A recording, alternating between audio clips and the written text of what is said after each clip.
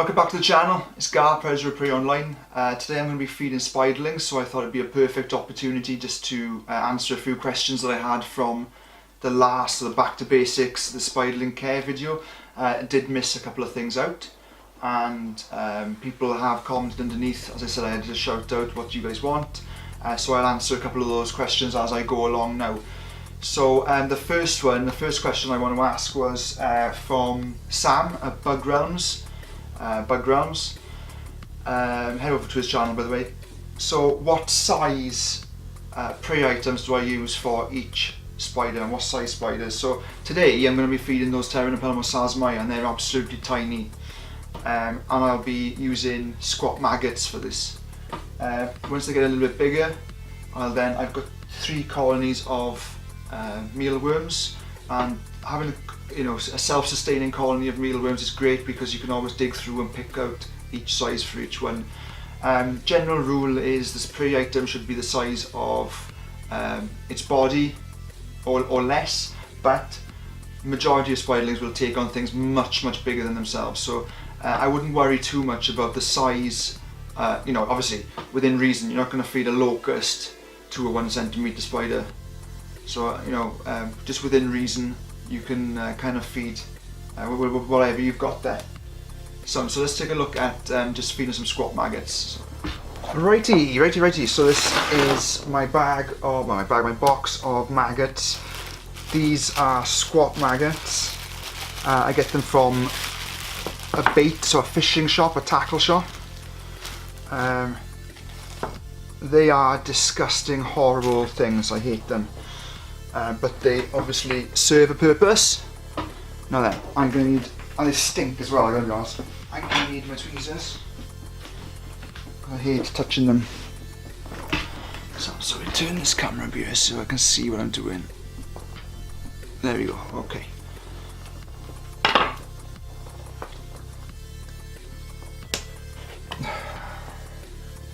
Look at that is absolutely buzzing, isn't it? And they're everywhere, and they go everywhere. And I got a box here.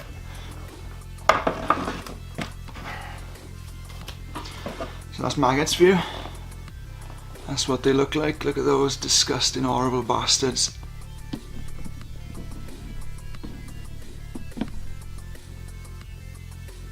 No, it is disgusting, isn't it? But they serve a purpose. And the reason I like squat maggot so much is that you don't need to pre-kill them. So Craig Montgomery asked me, do you pre-kill your feeder insects for the spiders? These squat maggots I don't, because even if the spider's not hungry now, the maggot will turn into a fly, and then the fly will get eaten eventually. So I can leave these maggots in. They cause no problem to the spiderlings. Mealworms, if you're using bigger mealworms for smaller spiderlings, I just sometimes crush the head depending on if the spider takes it or not.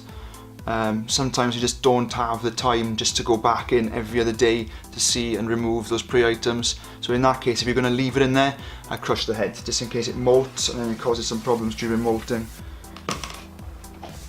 So we've got 101 beer. Let's see if this one, oh, there's one out to beer, look now. So let's see. Oh, it's running away from it. So I can zoom in a bit.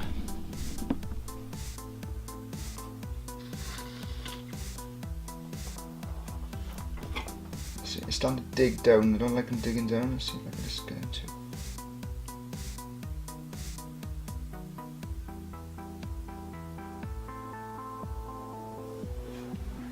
Now these squat maggots are about the actual same size as the spider's leg span.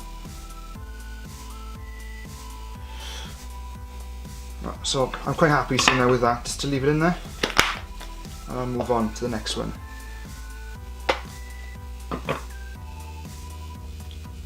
Oh, lost one. Yeah, see, they are really fiddly, and they're absolutely soft and squidgy, so you've got to be very gentle with the tweezers, or you'd pop them.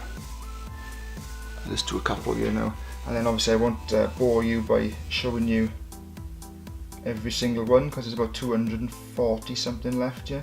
That's a dead one, hold on. And hopefully what'll happen is by the time I finish about 3 or 4, one of them will be eating, and I can show you them tackling a maggot then. So while I'm doing this, and Greg Rose asked me, how do I avoid over wetting the substrate?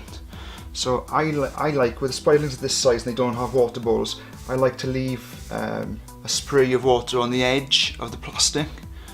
But obviously with that, if you've got quite a high action sprayer, you can just completely soak the substrate. So in that case, what I use then is a syringe, and you can pick them up from your local chemist. They cost about 28p or something for a little syringe. Obviously they're not the needle part of it, just the actual plastic syringe, and you can just syringe little bits of water onto the sides. Really, really easy. Right, and this is painstaking, so this will take hours now. So I'll sign off now, and I'll catch you guys on the flip side. Thank you. Well, thanks guys. Thanks for coming back all the time. You guys are great. You're always commenting, always keeping me engaged, and I love that. I want to see more of that. Nice one. Remember Western Invert Show, 22nd of July. I'm going to be there. It's in Bristol, on the outskirts of Bristol. It's going to be awesome.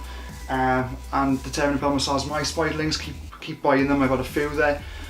Also, go to the merch store, get a t-shirt or something. A few people have bought them, and I'm surprised they're really, really, really cool. They're really good quality. So if you do buy a t-shirt, make sure you send me a photo, and I'll whack it up on the wall and show it on the website.